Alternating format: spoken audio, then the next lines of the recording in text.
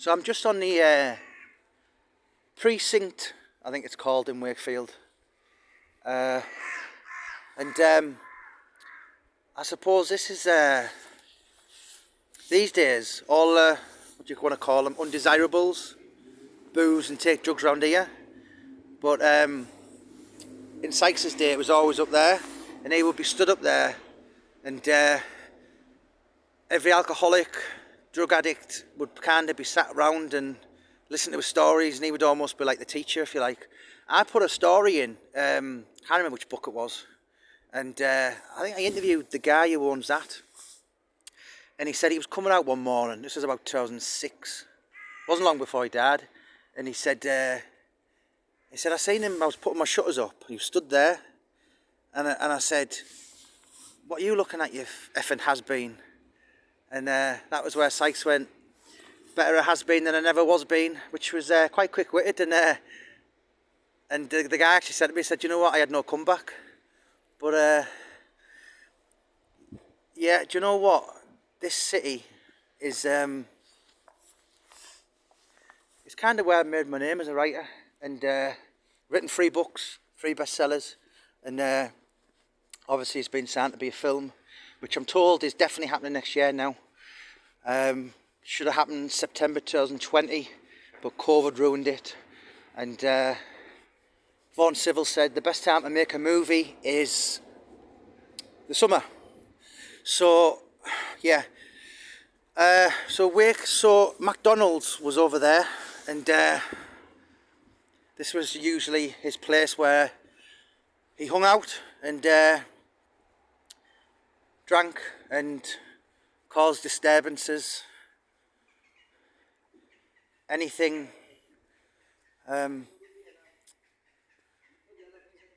like, what's the word, antisocial, then he was involved in it. So that's the Wakefield Cathedral, and I spoke to there's a little charity shop around there, and I spoke to the lady, the priest, and said he would come in. Always really nice.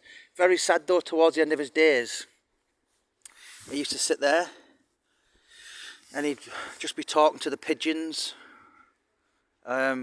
Sometimes he'd be even down there chasing the cars, just completely gone.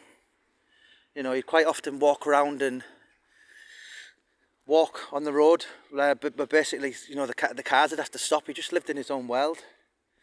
But round here was basically where he hung around until he was bad. Of course, he was bad.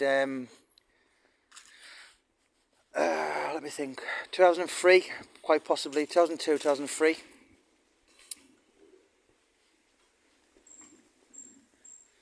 I mean, you can't really see it because it's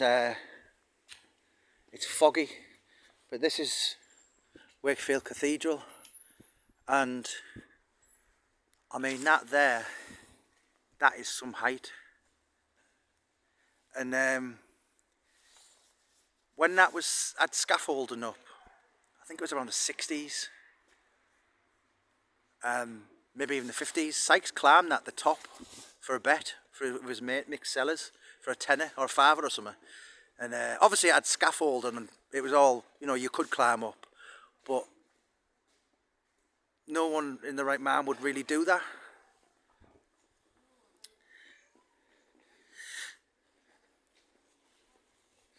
So when my first book come out, 2017, it went crackers, and then the second one was out, 2017, the back end, and I rang Wakefield up, I rang Waterstones up, and I said, why aren't you stocking this Unfinished Agony and Further Agony? It's been signed to be a film, Amazon bestsellers, and Waterstones was, I think it still might be there actually. It was here.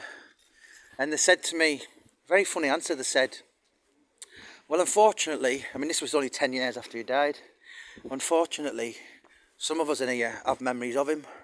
You know, like, back end of his life, he wasn't the scary character he once was. He was always kind of spitting at people and shouting at people, and obviously So that was Waterstones there, and yeah, Wakefield.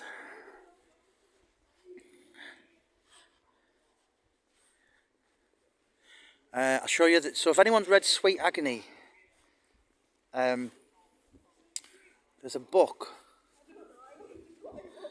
Sorry, there's a pub which gets a hell of a lot of mentions in Sweet Agony, and it was called Yates's Wine Lodge back in the day.